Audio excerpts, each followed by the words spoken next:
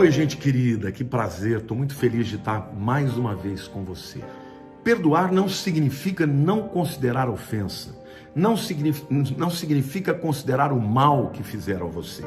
Perdoar significa ter coragem, primeiro, para admitir que todos somos pecadores e também para admitir que Deus nos perdoou e agir para com o nosso semelhante da mesma maneira como Deus nos trata. Amém? Jesus nos ensinou a perdoar quando ele diz na oração do Pai Nosso, né? Perdoa as nossas dívidas assim como nós perdoamos aos nossos devedores. Queridos, o pecado, ele faz mal para o corpo, ele faz mal para a alma, ele faz mal para o espírito. Agora, o pecado, ele faz mal não só para quem comete, mas faz mal também para quem o recebe. E a pessoa que recebe o pecado, a ofensa, se ela não for sábia para liberar o perdão, ela vai ficar amarrada nos sentimentos, no ódio, na ira, vai adoecer muitas vezes e vai perder as bênçãos de Deus. Hoje, eu quero, na mensagem de hoje, contar cinco histórias maravilhosas, poderosas das Escrituras a respeito do perdão. Amém? A primeira história que eu vou contar para vocês é a história de Esaú e Jacó. Queridos, Isaac, o filho de Abraão, casou-se com Rebeca e eles tiveram gêmeos, Esaú, o primogênito, e Jacó. Acontece que naquele tempo, o primeiro filho, o primogênito, ele tinha o direito da primogenitura que lhe dava muitos benefícios. Por exemplo, o primeiro filho tinha direito a 50% da herança. Os outros 50% ficava dividido então por todos os demais filhos. No caso de Esaú e Jacó eram dois, então você vai me dizer assim, não fazia diferença nenhuma, né? Porque cada um ia receber 50%. Não é bem assim. Além de ter direito aos 50%, o primogênito tinha direito a tudo de melhor. Por exemplo, na divisão das terras, ele podia escolher a melhor parte, a parte que tivesse mais água, a parte que fosse mais plana. Ele tinha direito também de escolher o melhor rebanho. Então tinha uma série de privilégios do filho primogênito que o segundo não tinha. Por causa disso, durante toda a vida, Jacó quis essa primogenitura.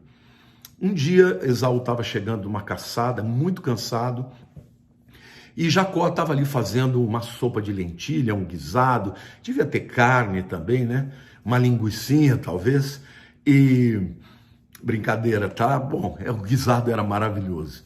E então ele chega e pede um pouco para o seu irmão. E Jacó fala assim, eu não vou te dar, eu te vendo, se você quiser. Ele falou, mas poxa, o que você quer? Jacó falou, eu quero o direito da primogenitura. Esaú pensou assim, o que me serve esse direito? Vou vender, é de boca mesmo, né? E ele vendeu o direito da primogenitura para Jacó e ficou com um bocado, né? E isso é tão sério que a Bíblia depois, quando vai falar de Esaú, repreende por ele ter rejeitado aquela bênção, né? Bom, passaram os anos, Isaac fica mais velho, está cego, está quase para morrer. E então Jacó convence a sua mãe Rebeca de enganar Isaac para ficar com com o direito da primogenitura. Ele se veste com a roupa do irmão, chega perante o pai, junto da mãe, e diz, olha pai, aqui é o Esaú, eu queria que o senhor me abençoasse. Aí Isaac fala, puxa, mas parece que a voz é de Jacó. Ele fala, não pai, sou eu. Põe a mão aqui em mim, né? Pegou lã de carneiro, porque Esaú era peludo, né? Isaac passou e falou, é verdade, o braço está peludo, parece mesmo Esaú. Deixa eu ver o cheiro, senti o cheiro, ele tinha usado a roupa do irmão, o cheiro é de Esaú mesmo, e fez a oração da primogenitura para Jacó. Bom, Jacó vai embora, passa algum tempo, chega Esaú e pede que o pai o abençoe. Aí Isaac fala, mas eu já fiz essa bênção. Aí Esaú fala, pai, eu fui enganado. Quem estava aqui era o Jacó. E aí Isaac fala, mas eu não posso retirar o que eu disse. A bênção vai ficar de fato para Jacó. Esaú ficou com tanto ódio que ele quis matar Jacó. E Jacó teve que fugir. Para vocês terem uma ideia, eles moravam em Beersheba, que fica no sul de Israel. E eles tiveram que... E Jacó fugiu para Harã, que fica lá na Babilônia, fora das fronteiras de Israel. Bom, Jacó fica durante 20 anos lá, ele se casa, ele vai morar na casa do seu tio Labão, né, na propriedade, lá ele se casa com as duas filhas, com Lia e com Raquel, e ele prospera muito. 20 anos passam e Deus dá uma direção para que ele volte a se encontrar com seu irmão. Mas ele está morrendo de medo, porque ele sabia que o que ele tinha cometido era grave. E o interessante, gente, é que ele foi embora e não levou nada. Ou seja, o direito da primogenitura que ele roubou, ele nem ficou com ele. Mas ele estava realmente com muito medo de encontrar o seu irmão. E no caminho para lá, no Vale de Jaboque, ele tem um encontro com o próprio Senhor Jesus, que ali no Velho Testamento é chamado de o anjo do Senhor. E ali eles lutam a noite inteira. Quando chega de manhã, o Senhor fala para ele: eu tenho que ir, porque já está amanhecendo o dia. E ele diz: o Senhor não vai enquanto não me abençoar. E aí o Senhor toca na junta dele, na coxa, ele fica manco e o Senhor o abençoa. E ali Deus fala para ele: você não é mais o mesmo homem. A partir de agora, você não se chama mais Jacó, você se chama Israel. E eu preciso explicar o que essa mudança de nome significa. Queridos, o nome Jacó, ele é formado de duas palavras hebraicas, né? Yad, que é mão, e Akev, que significa calcanhar. Então, Jacob significa literalmente a mão no calcanhar. E a Bíblia diz que desde o ventre de Rebeca, Jacó já estava puxando o calcanhar de Esaú, porque ele queria nascer primeiro, ele queria aquela primogenitura, né? Então, o nome dele veio a significar usurpador, aquele que passa a pena nos outros. E quando ele lutou com o Senhor, quando ele teve uma experiência com o Senhor transformou a vida dele. Você falou: Jacó, você não vai mais ser um suplantador. Agora você vai se chamar Israel, porque você lutou como um príncipe com Deus e prevaleceu. Que coisa linda, irmãos. O Senhor lutando com Jacó e deixando ele vencer. Sabe, eu fico pensando, né, que isso é uma coisa de um relacionamento de pai e filho, né? Porque os irmãos, eles sempre entram em competição. Eles sempre lutam para ver quem é mais forte. Um quer passar por cima do outro, mas o pai não. O pai, quando ele se relaciona com os filhos, ele quer que os filhos ganhem. Eu lembro que quando a Erika era pequenininha, eu deixava ela ganhar sempre. Sempre ganhava. Agora que eu tenho meus netos, né? O Enzo, eu deixo ele ganhar tudo. Quando ele crescer, ele vai descobrir que muitas vezes ele ganhou porque eu deixei ele ganhar. Está chegando na fase que ele vai ganhar mesmo, né? E agora está vindo o John. Eu não vejo a hora de ter o meu tempo com o John também, para deixar ele ganhar de mim. Por quê? Porque a gente quer ver os nossos filhos, os nossos netos crescerem, serem bem-sucedidos, não é? Foi isso que o Senhor fez com Jacó. Mas Jacó foi transformado e se transformou num homem diferente. Aquele homem usurpador morreu e nasceu um príncipe de Deus. Um homem que lutou com Deus e teve uma experiência profunda com Deus. Mas quando ele chega para encontrar o seu irmão Esaú, ele ora a Deus, pede misericórdia, porque ele está morrendo de medo, irmãos. Mas a graça e a misericórdia de Deus foi com ele. Então, quando ele se encontra com Esaú, lá em Gênesis 33, versículo 4, a Bíblia diz assim: então Esaú correu-lhe ao encontro e o abraçou, arrojou-se-lhe ao pescoço e o beijou, e choraram. Que coisa linda, irmãos, o perdão faz isso. O perdão perdoa a ofensa. O perdão abre mão do direito de revanche. O perdão abre mão do desejo de que o outro se dê mal. Esaú abençoou, o beijou, em seguida quis ver a sua família. E ele falou: e agora? O que você vai fazer? Perguntou se ele ia ficar por aí. Jacó fala: não, meu irmão, eu vou seguir meu caminho, mas eu não queria seguir o meu caminho sem antes reconciliar com você. Que coisa linda, irmãos. Deus agiu na vida de Jacó e agiu na vida de Esaú, na vida de Jacó para que ele entendesse o mal que ele fez e se arrependesse, e na vida de Esaú para que ele pudesse liberar o perdão do seu irmão e então houvesse a reconciliação. É muito importante que você entenda que a reconciliação sempre será a vontade de Deus. O desejo de Deus é que haja reconciliação entre os seus filhos. Amém? A segunda história que eu quero contar, também é muito conhecida, é a história de José com os seus irmãos. Bom, você sabe que José era filho de Jacó, né? Com Raquel, era o filho querido de Jacó, e os demais irmãos morriam de inveja dele. E ele também era meio petulante, às vezes ele era meio, né, coque, metidinho, vinha contando os sonhos de grandeza, que ele via ele governando sobre os irmãos, e a verdade é que um dia Jacó pede que José vá até o campo para saber dos irmãos, e quando ele chega lá, os irmãos o jogam numa cova, e depois pensam em matá-lo, mas acabam vendendo eles para os midianitas. A caravana dos midianitas está indo para o Egito, e lá no Egito José é vendido para Potifar, o chefe da guarda real. Vocês sabem que lá ele prospera, se torna o mordomo da casa, mas por causa da esposa de Potifar, ele acaba sendo lançado na prisão, porque ela o acusou de ter, de alguma maneira, querido ter relações com ela à força, e vocês sabem que era mentira.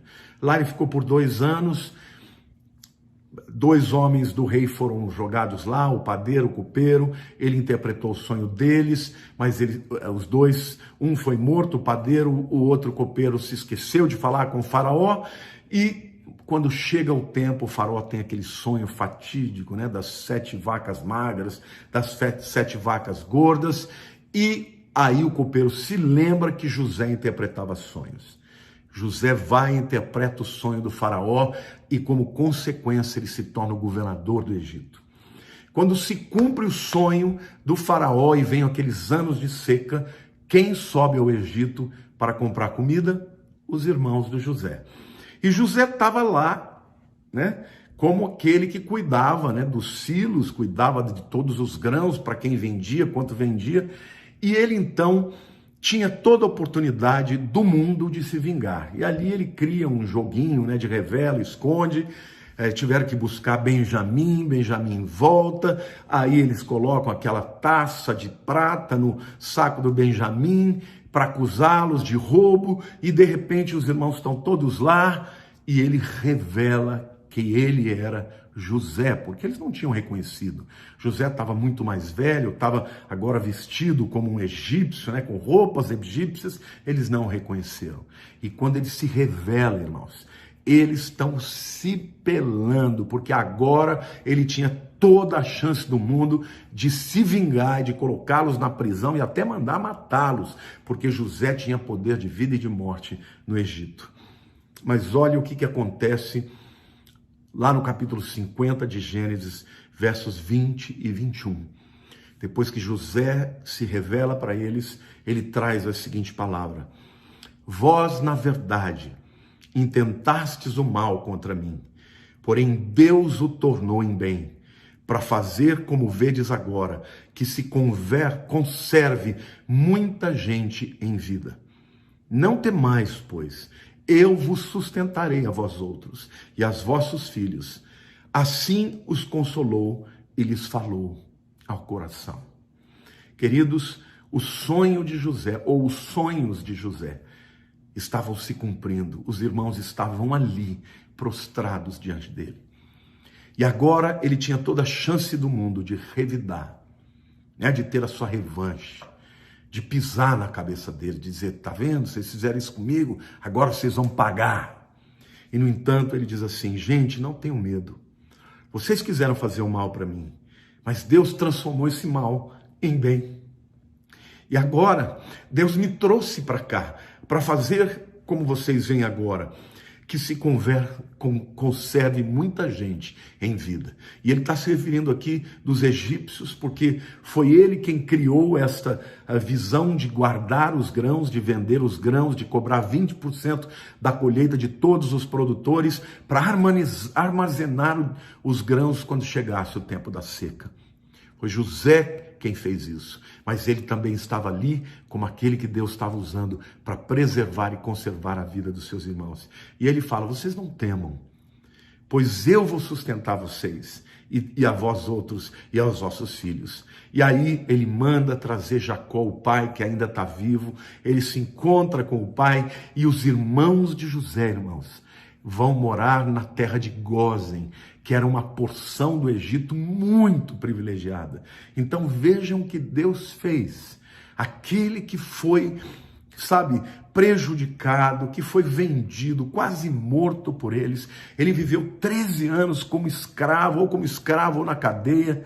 E quando chegou a oportunidade de dar o troco, ele perdoou e abençoa todos eles. Não é lindo isso? José é um tipo de Jesus, porque Jesus fez exatamente isso. Ele veio para os seus, e os seus não os receberam.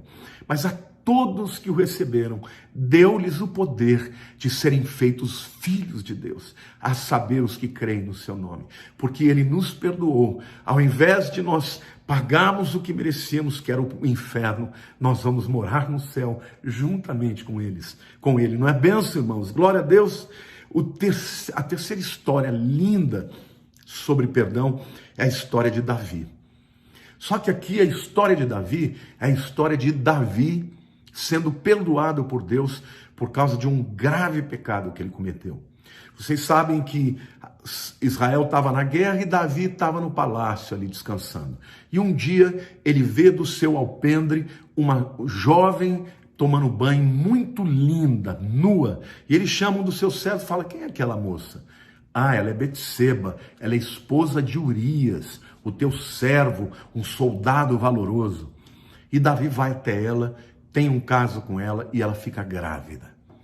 Quando ele descobre que ela está grávida, ele manda chamar Urias e ele tenta de todo jeito fazer com que Urias dormisse com a sua própria mulher. E Urias falou: não posso dormir, meus irmãos estão lá na guerra, tal, e se negou a dormir com a própria esposa. Aí ele manda então de volta Urias e vai com uma carta, irmãos, com uma carta em que ele, Davi, manda entregar para o capitão dizendo: você vai ter que matar Urias, deixa ele na frente da batalha e tira todos os soldados, porque ele tem que morrer. Por quê, queridos? Porque daqui a pouco Betseba ia estar com a barriga aparecendo. E se Urias permanecesse vivo, ele ia saber que alguém teve com Betseba, e ela, pela lei, ia ser apedrejada. Então Davi, para tentar consertar o erro dele, ele mandou matar um servo fiel. Que pecado, né? Além do adultério, ele ainda mata um servo que é leal a ele, para proteger a pessoa que ele engravidou, né? Então Davi, o homem segundo o coração de Deus, chegou ao mais profundo, né? O ser humano é capaz de fazer coisas horrorosas, né? Mas ele se arrepende. E lá no Salmo 51, ele faz uma oração para Deus. Ele diz assim, o texto começa dizendo: ao mestre de canto, Salmo de Davi, quando o profeta Natã veio ter com ele depois de haver ele possuído Betseba, né? Então, isso é a Bíblia explicando aqui o contexto. Ele fala assim: compadece-te de mim, ó Deus, segundo a tua benignidade e segundo a multidão das tuas misericórdias, apaga as minhas transgressões, lava-me completamente da minha iniquidade e purifica-me do meu pecado. Davi reconheceu, quando o profeta Natã vai e o confronta, que ele tinha cometido um pecado muito grande. Mas ele vai para Deus e pede que Deus o perdoe segundo a benignidade de Deus. Ele está dizendo: Deus, não me trata segundo aquilo que eu mereço. Me trate, Senhor, segundo a tua benignidade e segundo a multidão das tuas misericórdias. Ele pede: apaga as minhas transgressões. Veja que lindo, irmãos. Perdão é isso. É você apagar as transgressões. É como se elas não existissem, né? Lava-me completamente da minha iniquidade e purifica-me do meu pecado. E foi isso que Deus fez. Quando nasceu aquela criança, ela morreu, o filho do pecado. Mas em seguida, ele com Betseba, porque ele se casou com ela, tiveram Salomão. E foi através de Salomão, do filho de Davi, com a mulher de Urias, que vem o Messias. Salomão se tornou o rei de Israel. Então, o perdão de Deus para Davi foi completo. Então, meu querido, eu quero dizer para você que onde abundou o pecado, superabundou a graça.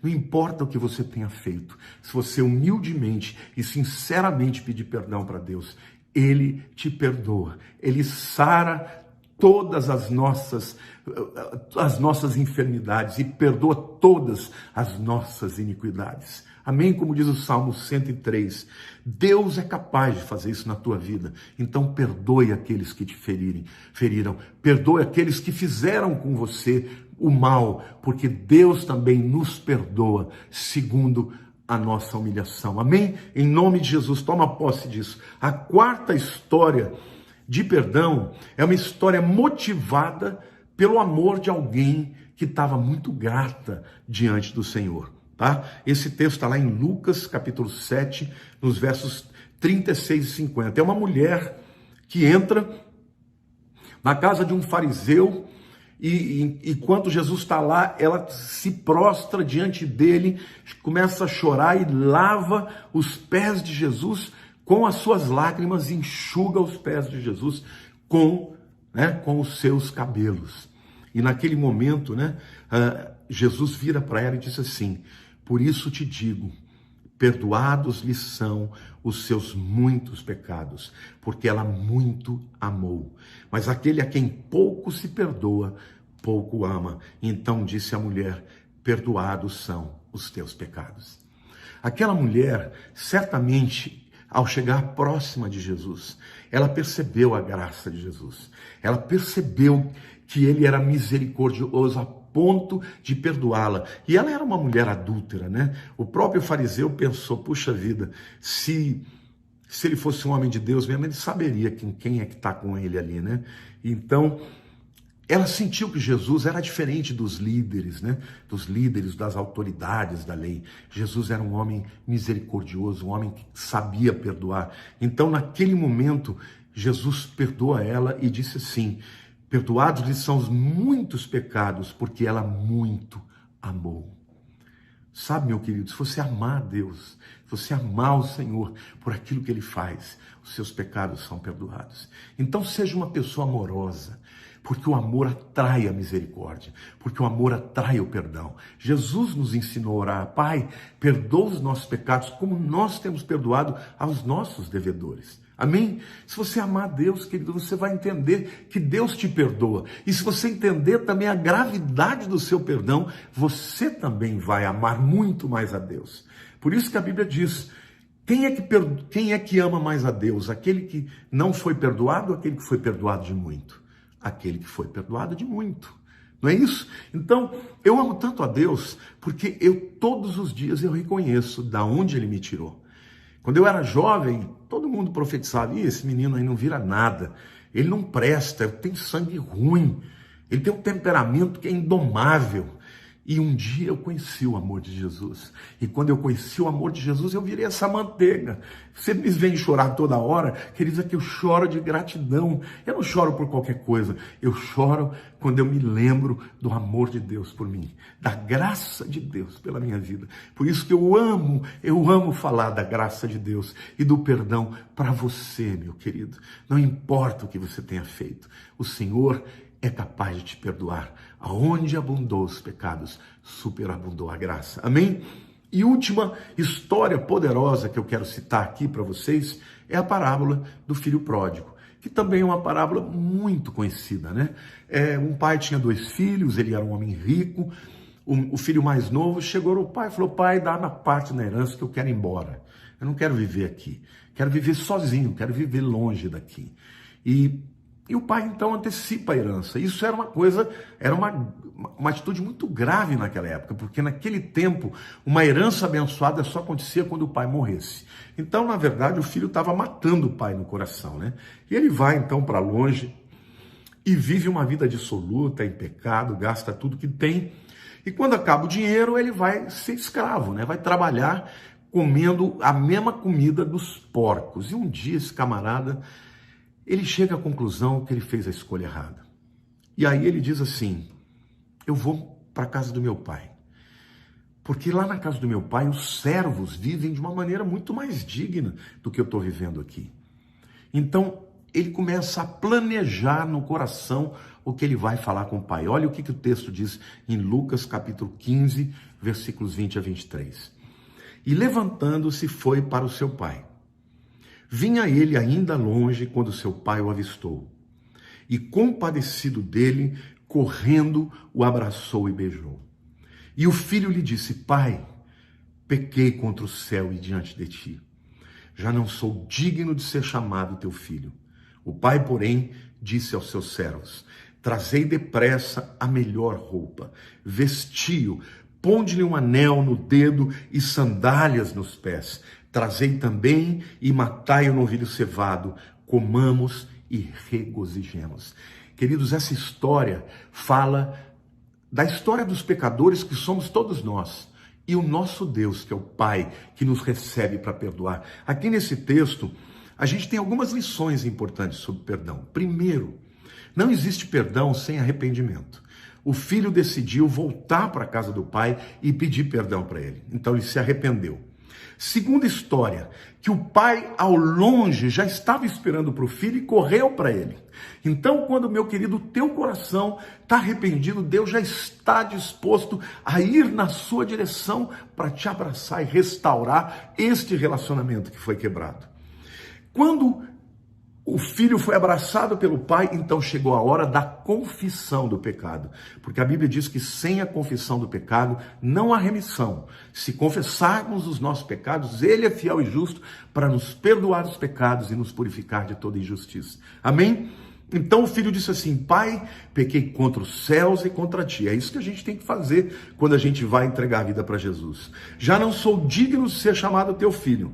E o pai, porém, disse aos servos. E aí vem a parte do pai em conceder o perdão. E eu quero falar para vocês do tamanho do perdão de Deus. E ele diz assim: o pai, porém, disse aos seus servos: Trazei depressa a melhor roupa.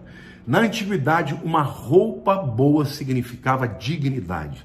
Então, o perdão traz de volta a dignidade. Deus passa a nos olhar como pessoas justas, justificados por causa da nova vestimenta de justiça que Ele nos dá. Amém? E depois ele diz mais: vestiu, ponde-lhe um anel no dedo. Anel no dedo fala de filiação. Era um anel com o brasão da família. Todas as famílias importantes tinham um brasão, tinham um anel com um brasão. Aquilo mostrava que aquele indivíduo que usasse aquele anel era filho daquele fulano que tinha todas aquelas posses e aquelas propriedades. E Deus está dizendo assim: todo aquele que me aceita, todo aquele que vem a mim, eu torno filho. A Bíblia diz assim: a todos quantos o receberam, a Jesus, deu-nos o poder de serem feitos filhos de Deus, a saber, os que creem no seu nome. Eu sou filho de Deus porque eu creio em Jesus. E você, já aceitou Jesus como seu Senhor e Salvador? Porque se você aceitou, você já tem um anel no dedo também. Amém? E o texto diz: e sandálias nos pés. Isto também é algo muito importante, porque a sandália fala da caminhada, né?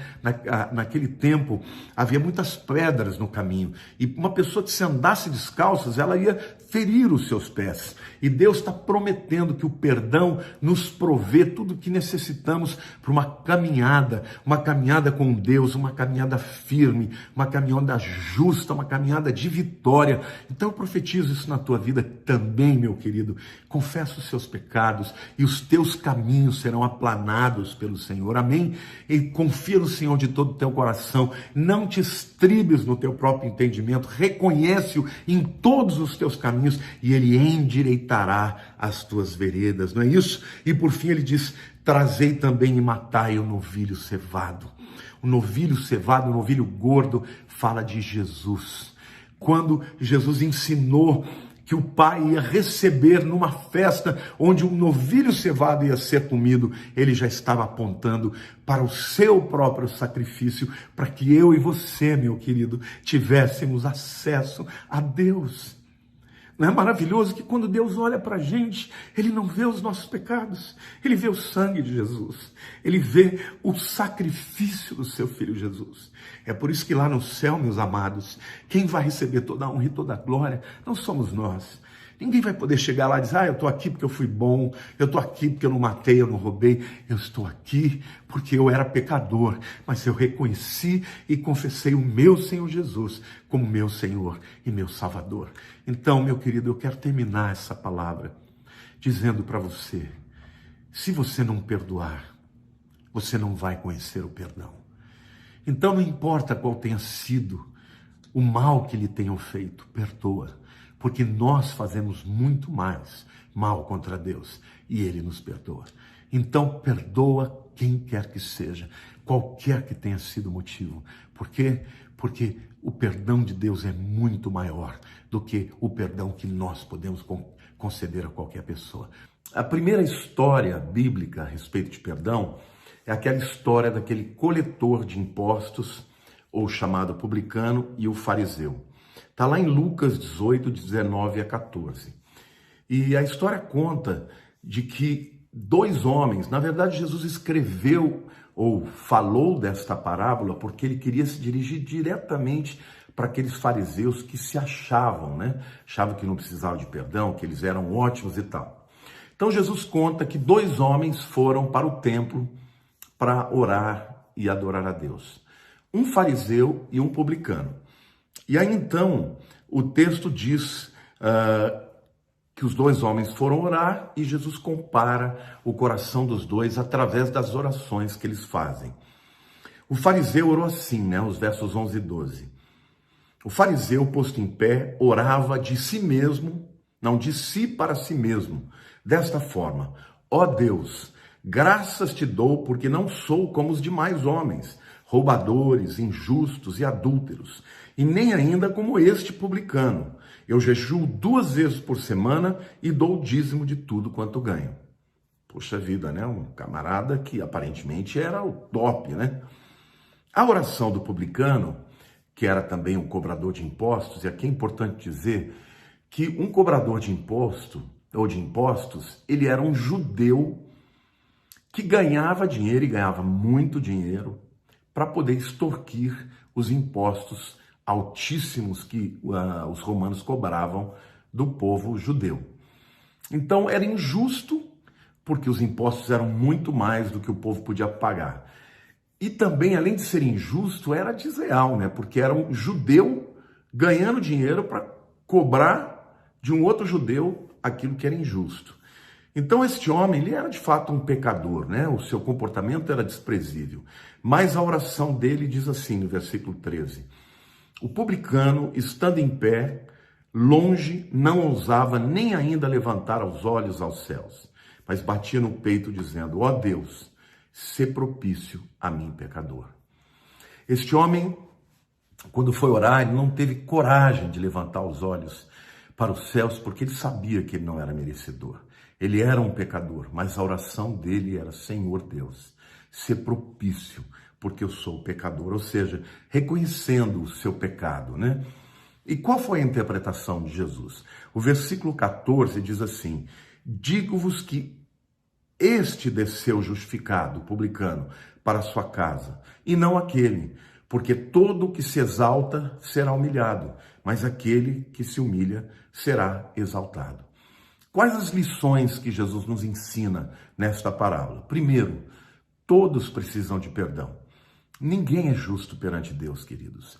Por mais que nós nos esforcemos, que a gente procure fazer o bem, procure cumprir a palavra, né, a vontade de Deus, nós ainda assim somos pecadores. Então, quando nós vamos orar a Deus, a gente tem que se aproximar diante dele da maneira correta, com humildade, né, com uma atitude correta.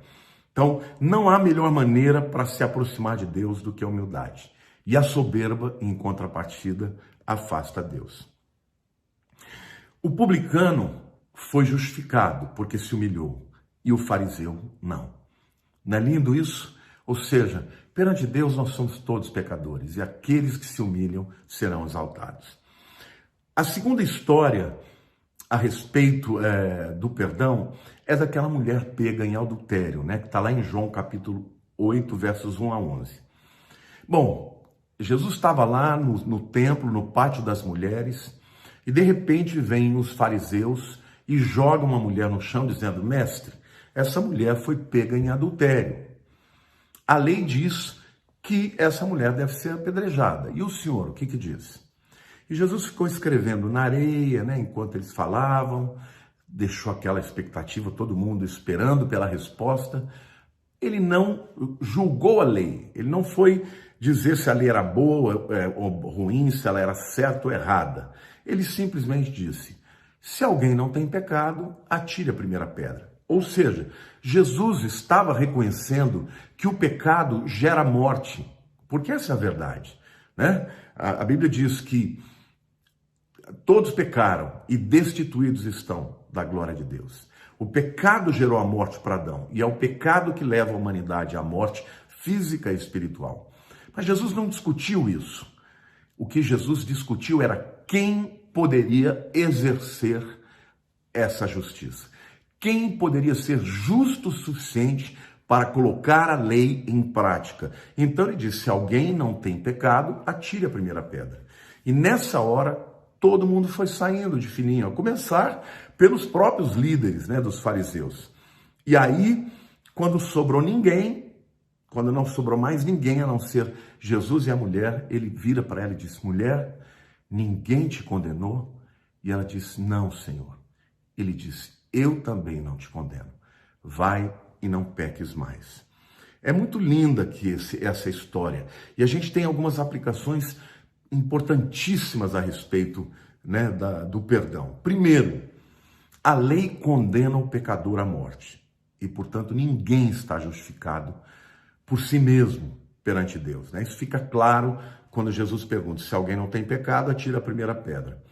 Segunda coisa que fica clara é que Deus age por misericórdia. Se Deus fosse levar a ferro e fogo, queridos, se fosse levar ao pé da letra, nós todos já teríamos sido consumidos. A Bíblia diz assim: as misericórdias do Senhor são a causa de não sermos consumidos, porque as suas misericórdias se renovam a cada manhã. Amém? Hoje, nesta manhã, a misericórdia de Deus se renovou na sua vida, na minha vida. E essa é a razão por que não fomos consumidos. Agora, Jesus não veio para condenar, isso fica claro ali. Ele veio para salvar. Amém? Agora, o fato dele ser o Salvador, o fato do coração dele e o coração de Deus serem um coração de misericórdia, de graça e o desejo de perdoar, não nos dá o direito de continuar pecando voluntariamente. A palavra de Jesus para aquela mulher, quando ele disse: eu não te condeno, ele disse para ela: vai e não peques mais. Ou seja, receba o perdão, mas não perpetue o seu comportamento, porque o perdão, ele gera morte. Amém? Então a misericórdia de Deus nunca foi e jamais será uma desculpa para continuarmos no pecado. A terceira história a respeito do perdão é a história da crucificação. Jesus foi crucificado entre dois malfeitores. Lá em Lucas, capítulo 23, de 32 a 43, nós lemos que quando eles chegaram ao lugar chamado Calvário, ali o crucificaram junto com dois malfeitores, né? Um à direita, um à esquerda, né? Aliás, a história diz que um deles chamava Dimas, aquele que se converte, e o outro chamava Gestas. Não sabemos se é exatamente isso, a tradição diz, né?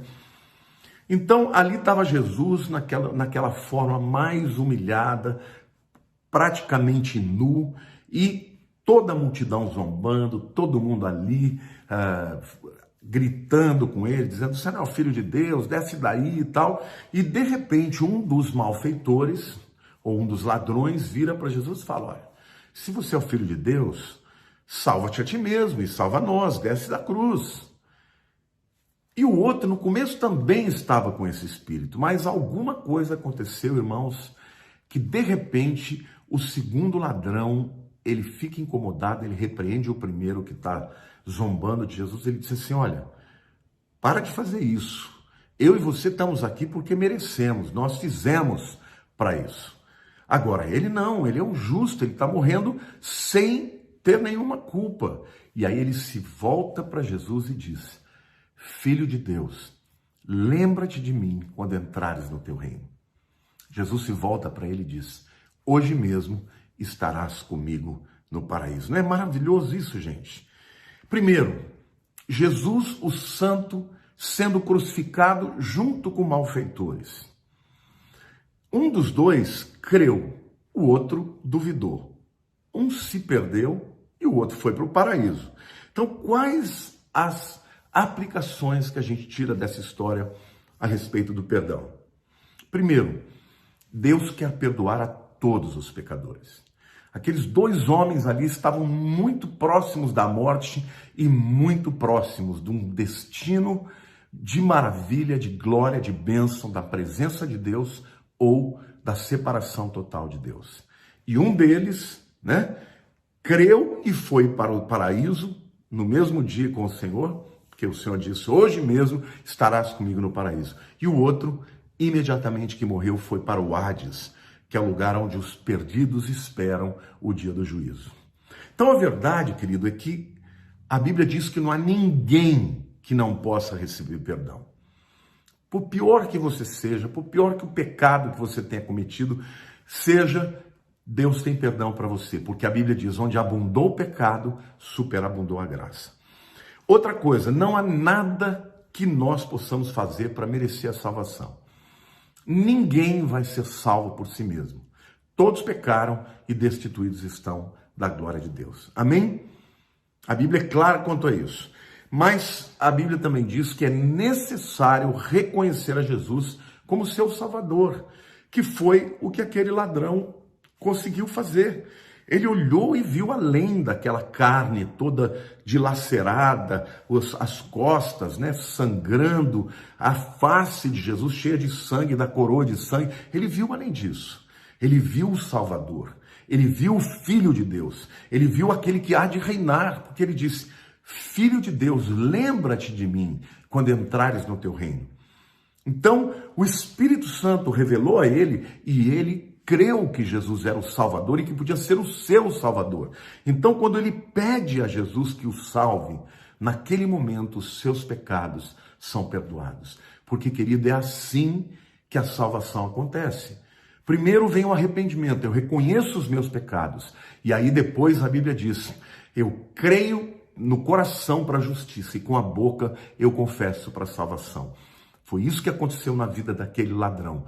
Ele creu no seu coração que ele estava diante do Salvador e ele confessou os seus pecados para Jesus.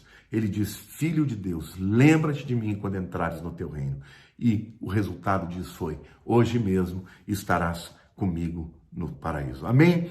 Então, todos os que reconhecem a Jesus como Senhor e Salvador das suas vidas, todos serão salvos. A Bíblia diz, todos quantos o receberam, deu-lhes o poder de serem feitos de filhos de Deus, a saber, os que crerem no seu nome. Amém?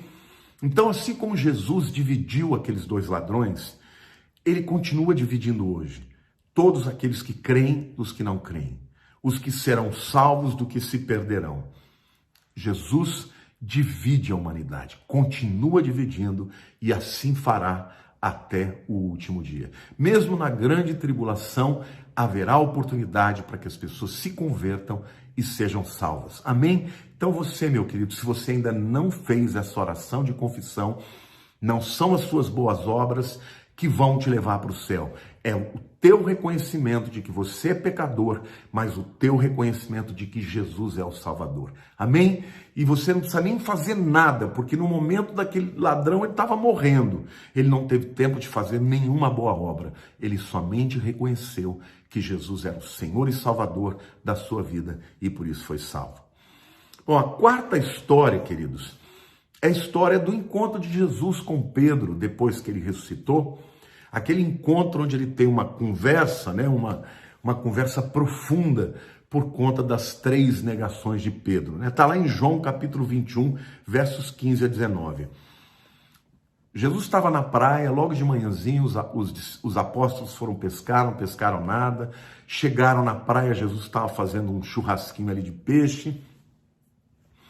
E ele serve os discípulos de manhã, eles comem e logo depois que eles comem, Jesus chama Pedro para o lado, E aí ele teve uma conversa muito profunda com Pedro, O texto diz assim, depois de terem comido, perguntou Jesus a Simão Pedro, está lá em João 25, de 15 a 19. Simão, filho de João, amas-me mais do que a estes outros? Ele respondeu, sim, Senhor, tu sabes que eu te amo. Ele lhe disse, apacenta os meus cordeiros. Tornou a perguntar-lhe pela segunda vez, Simão, filho de João, tu me amas?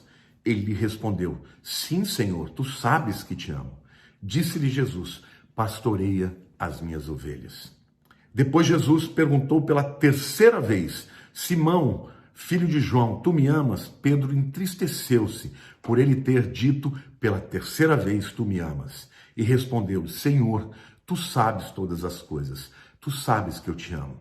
Jesus lhe disse: apacenta as minhas ovelhas. Em verdade te digo que quando eras mais moço, tu te cingias a ti mesmo e andavas por onde querias. Quando, porém, fores velho, estenderás as mãos e outro te cingirá e te levará para onde não queres. Disse isso para significar com que gênero de morte Pedro havia de glorificar a Deus.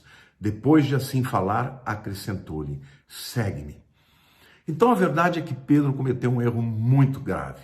Ele negou Jesus 3 vezes. E nesse encontro com Jesus, depois da ressurreição, Jesus traz à baila. Porque Jesus queria que Pedro reconhecesse que ele havia pecado contra ele. E Jesus pergunta 3 vezes, de maneira que ele não teve nem que acusar a Pedro, mas ele fez com que Pedro se lembrasse que 3 vezes ele negou depois de ter dito que até morreria por Jesus e nunca iria negá-lo, não é isso? E Pedro responde 3 vezes para Jesus que o ama, mas ele reconhece que o seu amor é um amor imperfeito, é o amor de um pecador, e ele então está com seu coração completamente quebrantado. Mas Jesus então restaura Pedro. E nesta história, nesta conversa, a gente aprende algumas coisas lindas sobre o perdão que eu quero compartilhar com vocês. Primeiro, o perdão restitui o relacionamento. Pedro era um apóstolo, um discípulo, e cometeu aquele erro absurdo.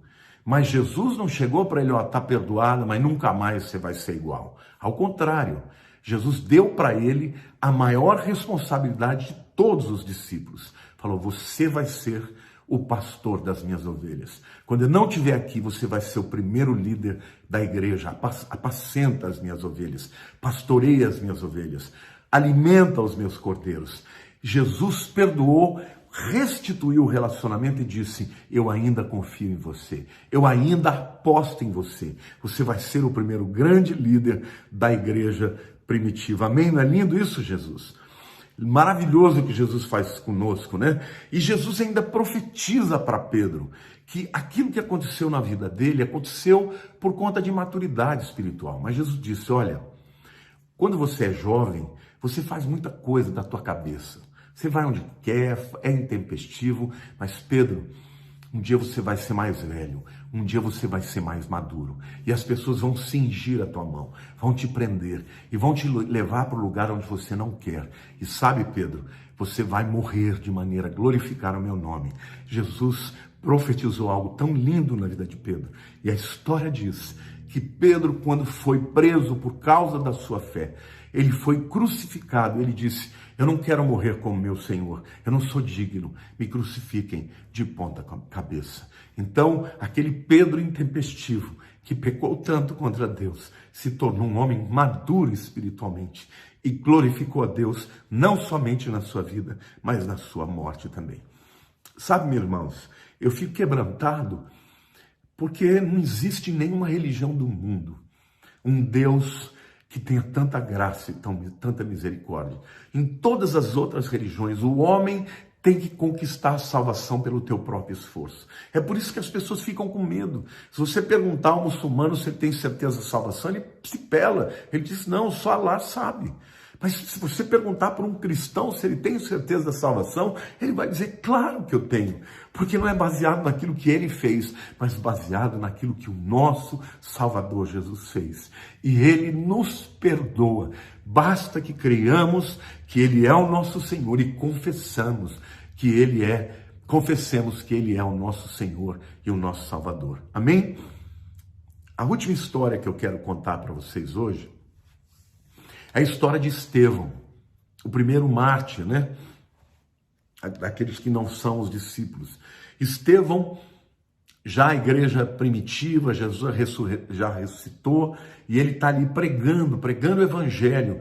E a Bíblia conta lá em Atos capítulo 7, que ele foi preso, né? Que ele foi lançado diante de todos para ser apedrejado. E a Bíblia diz que até o apóstolo Paulo estava lá. Na época ele era o Saulo ainda, né? Um perseguidor de cristãos. Ele era aquele que tinha autoridade do Sinédrio para buscar os cristãos e jogar na prisão ou até mesmo a pena de morte, né? E lá em Atos 7, de 54 a 60, a Bíblia diz que estava lá Estevão no meio de todo mundo. E o texto diz assim: ouvindo eles isto, ouvindo o testemunho dele, né, que ele deu a respeito de Jesus, como ele era o Cristo, como ele tinha que padecer e morrer e ressuscitar, o texto diz: enfureciam-se no seu coração e rilhavam os dentes contra ele. Mas Estevão, cheio do Espírito Santo, fitou os olhos nos céus e viu a glória de Deus e Jesus que estava à sua direita e disse: eis que vejo os céus abertos e o Filho do Homem em pé à direita de Deus. Eles, porém, clamando em alta voz, taparam os ouvidos e unânimes arremeteram contra ele e, lançando-o fora da cidade, o apedrejaram. As testemunhas deixaram suas vestes aos pés de um jovem chamado Saulo. Isto significa, gente, que muito provavelmente foi Paulo que estava liderando aquele ataque contra Estevão. Jogaram as vestes contra ele porque ele era quem tinha autoridade para determinar o destino das pessoas. Muito provavelmente, eu diria que 90% do contexto aqui diz que foi Paulo que ordenou que eles fossem levados para fora da cidade e que depois recebeu as vestes como aquele que tinha autoridade sobre a vida de Estevão, né? Agora, o lindo é que o texto diz: e apedrejavam Estevão, que invocava e dizia: Senhor Jesus, recebe o meu espírito. Então, ajoelhando-se, clamou em alta voz: Senhor, não lhes imputes este pecado. Com estas palavras, adormeceu. Neste texto, queridos, eu vejo 4 estágios do perdão. O primeiro, o arrependimento dos pecados, né? Você tem que se arrepender dos pecados. Não existe perdão sem arrependimento. Segundo lugar, você tem que pedir a Deus que te perdoe. Confessar os pecados a Deus e te perdoar. Em terceiro lugar, você tem que aceitar o perdão que Jesus concedeu na cruz. Tudo isso, Estevão estava pregando antes desse texto que eu falei para vocês. Ele estava pregando que Jesus veio e que realizou esta obra de ter morrido e ressuscitado para ser o Salvador do mundo. Mas o último estágio do perdão é o estágio que o próprio Estevão exerceu. Ele perdoou aqueles que o feriram. Ele levanta os olhos para os céus e fala: Senhor Jesus, não impute a eles este pecado que estão perdoando, que estão fazendo. Perdoe os seus pecados, essa é a minha vontade. E ali morreu. Estevão fez exatamente o que Jesus fez na cruz. Pai, perdoa-lhes, porque não sabem o que fazem. Então, a minha dica para você, querido: seja uma pessoa que tenha o perdão no seu coração. Eu sei que a nossa carne, a nossa alma, os nossos sentimentos, muitas vezes nos impedem de realmente perdoar. Mas o perdão é uma decisão. O perdão começa como uma decisão. Eu decido perdoar. Mesmo que eu não sinta, mesmo que a minha vontade seja revidar, mesmo que a minha vontade seja que o outro se ferre, eu quero agora declarar e liberar o meu perdão. Quando você toma esta atitude, primeiro como uma decisão, e isto é fé, é obediência à palavra, depois Deus cuida dos seus sentimentos e você vai ser liberto também nos sentimentos. Queridos, o perdão de Deus é o maior instrumento da graça e da misericórdia de Deus. Porque se não fora o perdão de Deus, todos nós estaríamos no inferno. Então, agradeça a Deus pelo perdão. Pregue o perdão. Viva o perdão. Pratique o perdão para quem quer que seja. Nós não somos juízes de ninguém, não somos habilitados e tampouco capacitados. A história da mulher adúltera fica claro, embora o pecado dela fosse evidente, embora a lei de fato a condenasse, ninguém podia condená-la, porque só o Senhor Deus é juiz. Nós somos réus e fomos perdoados. Então, a nossa atitude não é julgar ninguém e tampouco exercer justiça. Isso pertence a Deus. Nós devemos exercer o perdão, praticar o perdão, ensinar o perdão e se apropriar do perdão. Então, se você que está me ouvindo tem algum pecado que você tenha cometido, que acredita não ter perdão, querido, aonde abundou o pecado, superabundou a graça. Deus te ama e em Cristo Jesus você já foi perdoado. Se aproprie do perdão e você vai ser uma pessoa muito mais leve, muito mais feliz e terá um testemunho maravilhoso. Amém? Deus te abençoe. Um beijo grande no teu coração, em nome de Jesus. Amém.